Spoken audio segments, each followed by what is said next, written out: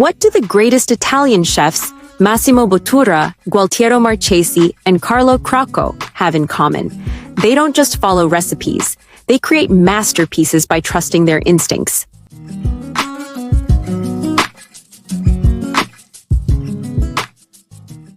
Italian cuisine is known for its passion, its soul, and its ability to turn simple ingredients into something extraordinary.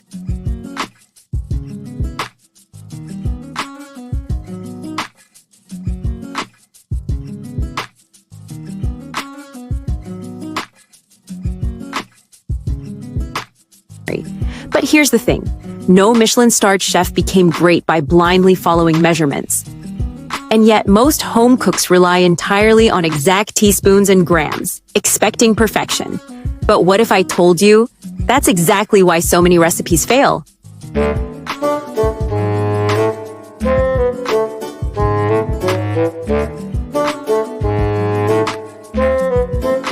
Did you know that nearly 50% of home-cooked meals fail even when people follow the recipe exactly? So today, I'm going to show you why strict measurements might be ruining your cooking, and how breaking free from them can actually make you a better cook.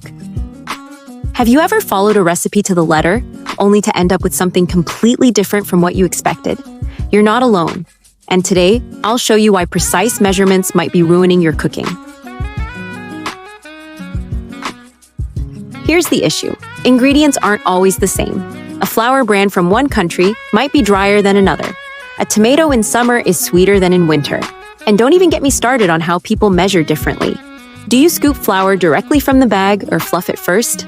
That alone can change your recipe. Yet recipe books act like every ingredient is always the same. The result?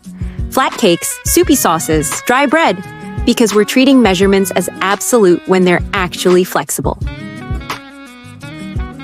So what if instead of relying on exact measurements, you focused on something far more powerful, your senses? Still skeptical? Let me tell you about the time I made the best pasta sauce of my life without measuring a single thing. I used to think that following a recipe exactly was the key to perfection. So one day I decided to make the perfect Italian tomato sauce, down to the gram. I measured everything precisely, but when I took the first bite, it was meh, flat, missing something. A week later, I ditched the scale. I drizzled olive oil by eye, crushed tomatoes by hand, seasoned by taste. No numbers, just instinct.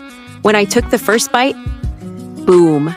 It was the best sauce I had ever made. No measurements, no rules, just real cooking. And that's how I made a plate of rigatoni al sugo that tasted like pure perfection. This is what real cooking is all about. When I stopped obsessing over tablespoons and grams, I discovered flavors I never knew I could create. And you can do the same.